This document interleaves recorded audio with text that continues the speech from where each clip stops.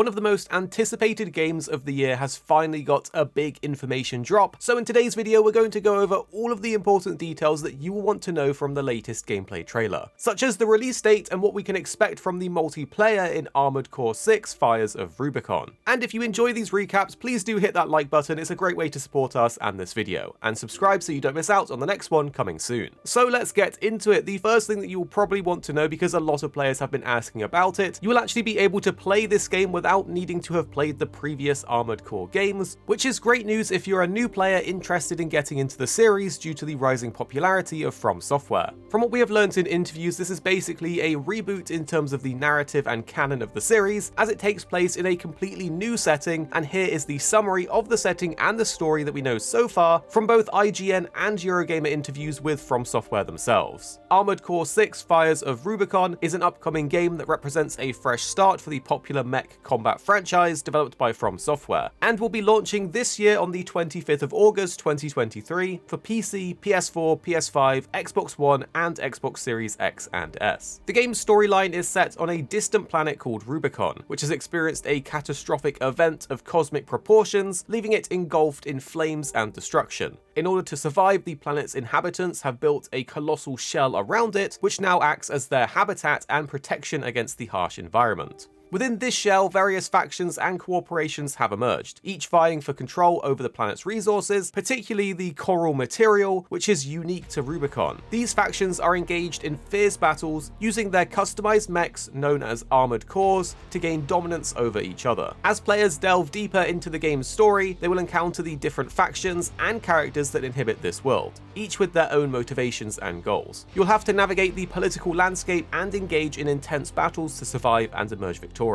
In a previously released trailer, we actually got a glimpse at the catastrophic event that happened to Rubicon, and now in the new trailer, we get to see someone using some type of space device to contain fires as they approach Rubicon. Just from this short snippet of lore alone, and the fact that it's a From Software game, my body is so ready to explore this new world. And it's great that this can be a jumping point for new players to experience the game series as well. Producer Yasunori Ogura spoke about this in more depth, saying, quote, "As well as using our experience from recent years and combining this with the core elements that we believe makes Armored Core special, this is still a brand new game, and we want it to feel like a new mech action game that fits within the current climate of games. We don't want it to feel out of place. We've taken various strides to make sure that it fits not only within our own game design philosophy, but will feel like a brand new modern action game in the mech genre. And so in that sense, we want it to feel like a fresh start and a new step towards what will hopefully be a successful future for mech action games."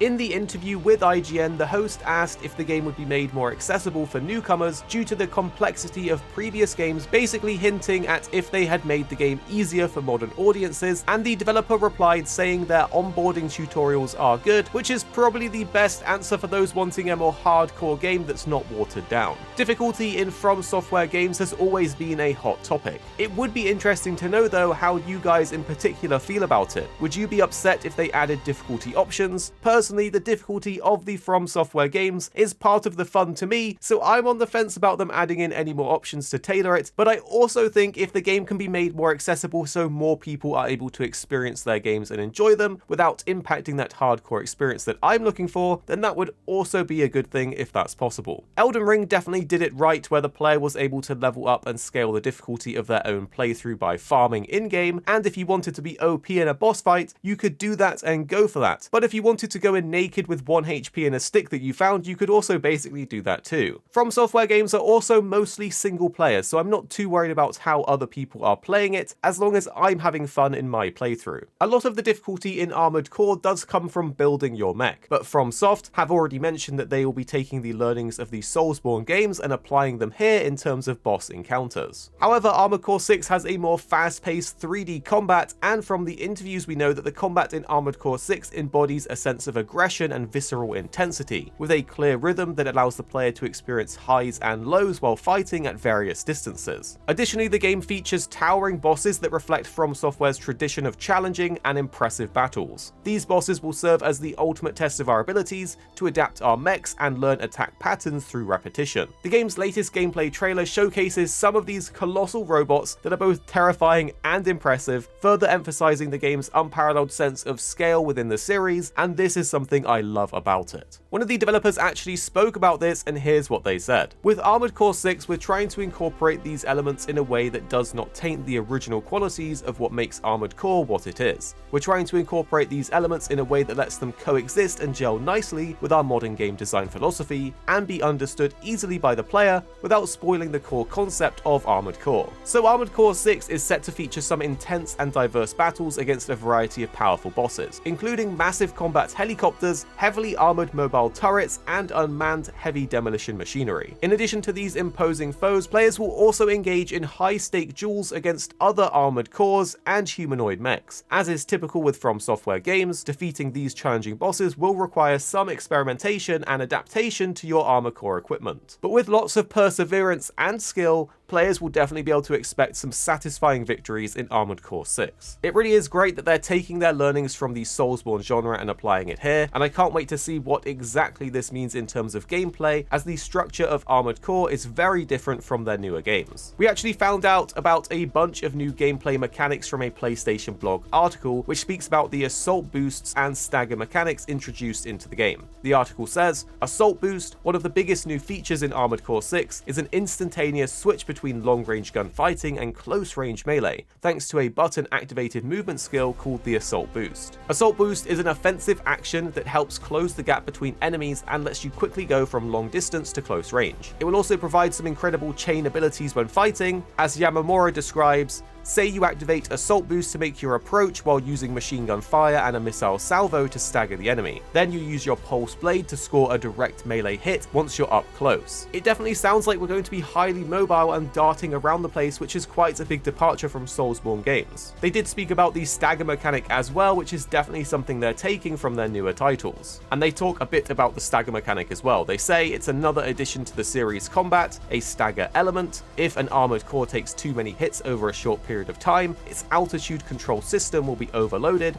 making it vulnerable for a short period. Both continuous hits and big powerful strikes will cause stagger damage, encouraging you to keep up the pressure on your opponent. The damage inflicted to an enemy's stagger gauge varies from weapon to weapon. It can be afflicted by various factors like distance, which will add additional strategy in equipping and using these armaments in combat. And we do know that customization is a huge part of the Armored Core 6 experience. It's basically where the fun really begins. You get to choose from a bunch of different parts to upgrade your armored core and make it more powerful. Plus you have 4 slots to fill with different types of weapons, 2 on the back and 1 in each hand, so you can mix and match to create your own killer loadout. And we're not just talking about boring weapons here. You can equip your armored core with everything from bazookas to Gatling guns to split missiles and plasma rifles. And if that's not enough, there is of course some brand new close range weapons as well, like cluster bomb throwers, chainsaws and lancers. These are all equipped on the left hand, and they're designed to add some serious personality to your armored core, so each person's playthrough and armored core loadout will be unique.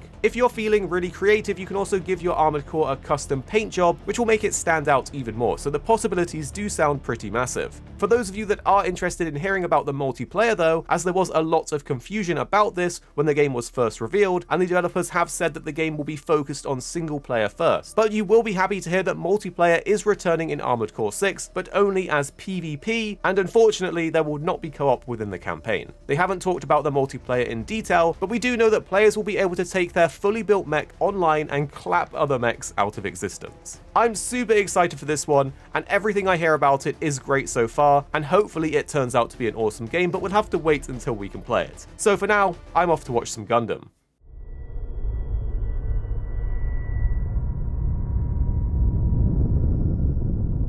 We're close to Rubicon. Wake the dog up.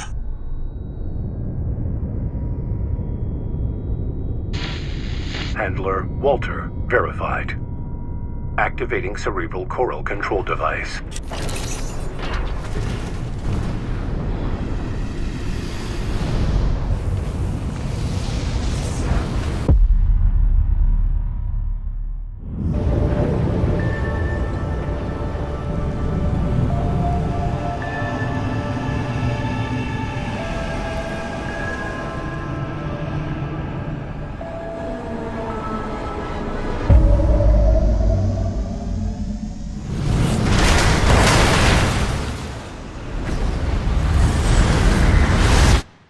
human, C4621, has awakened.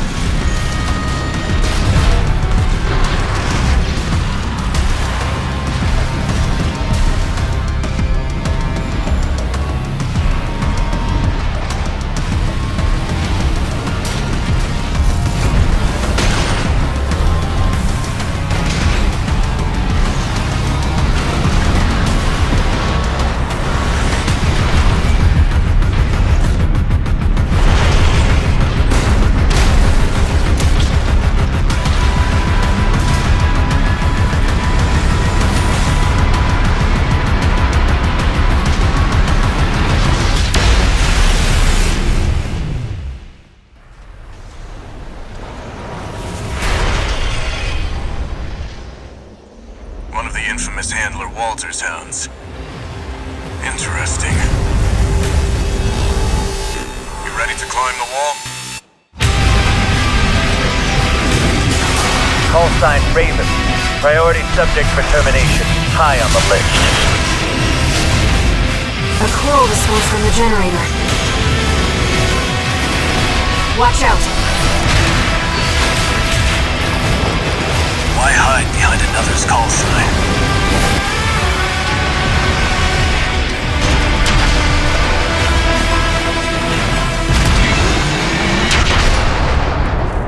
Let's see how far they can fly.